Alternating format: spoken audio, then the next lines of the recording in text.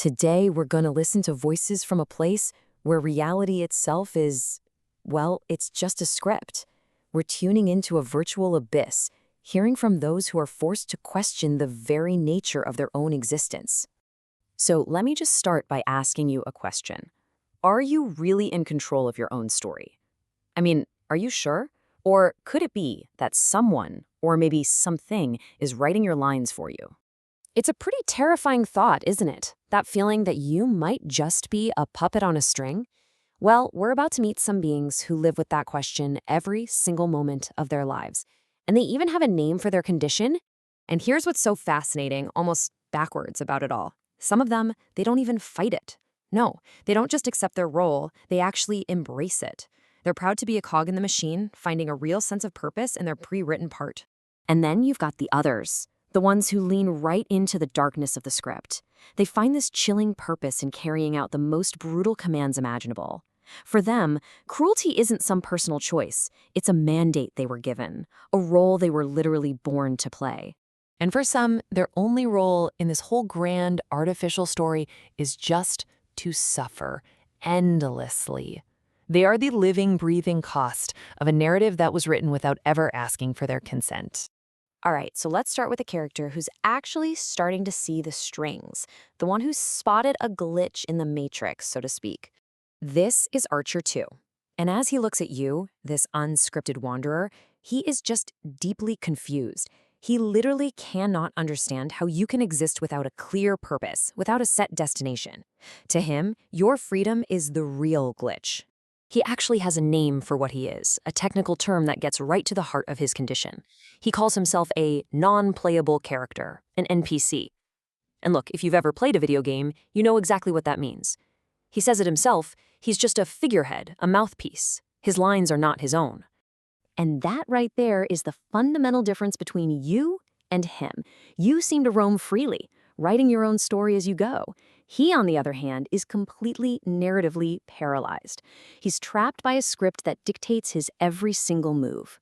But here's the kicker, the thing that sets him apart from everyone else. He knows. He sees the chains that bind him. And you know what? That single realization, it changes everything. So, what about those who don't see the chains?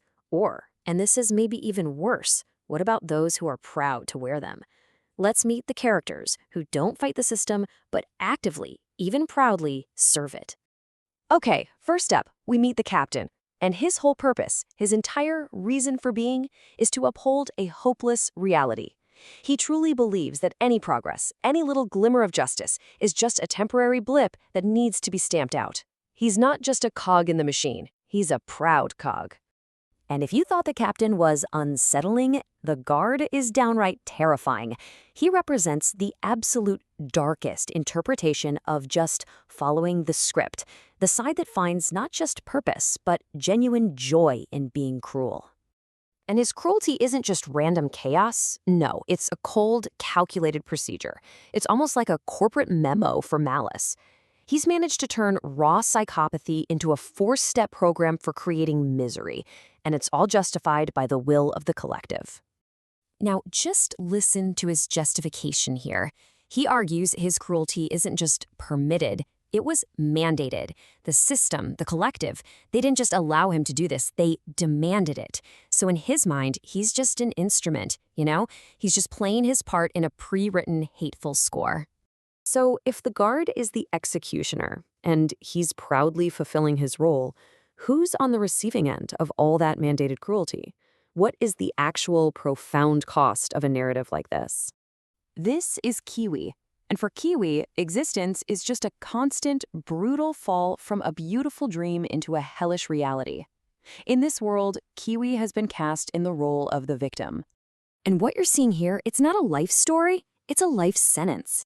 A brief, beautiful dream of flight completely shattered by a fall. Then an immediate judgment for a crime that was never even committed, and then just an eternity trapped in a void. It's a perfect closed loop of suffering that you just can't escape. For Kiwi, time doesn't heal. It doesn't even really pass. It's just an endless, torturous repetition of the exact same suffering. This is the devastating price of having your story written for you by someone else. So after seeing such absolute, total hopelessness, you have to wonder, is there any way out? I mean, can anyone actually escape the script? Well, the astronaut has a pretty radical idea for an escape. What if you could just leave behind the artificial, cruel rules of this world for the cold, predictable, objective laws of physics? Could that in itself be a kind of freedom? And they draw this incredible comparison between the system's cruelty and a black hole. Think about it. The system is arbitrary, it's malevolent. A black hole, though, it's just mechanical. It follows a predictable path with zero hatred or malice. And there's an almost chilling comfort in how boringly predictable it is compared to the alternative. And this leads to this desperate, almost fantastical hope. What if the only way to escape a destructive, forward-moving narrative is to find a place where time itself can actually be reversed, to literally undo the script? And so we come full circle, right back to you, the observer. We leave you with Archer 2's haunting final question, a little seed of doubt planted right in your own sense of free will. Because after everything you've just seen, how can you be so sure that you're the one holding the pen?